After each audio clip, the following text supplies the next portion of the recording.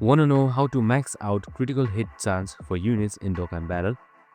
So in this video, I'm just going to explain you how you can do it, which is maxing out your critical hit in chance for units. So first things first, just simply pick units with the critical hit link skill and team them up. Feeding duplicates that share the link also help boost the chance.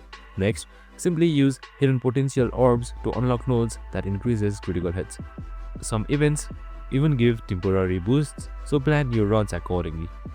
So one thing that you don't need to forget is the key is to stack units with critical link skills and unlock all potential paths.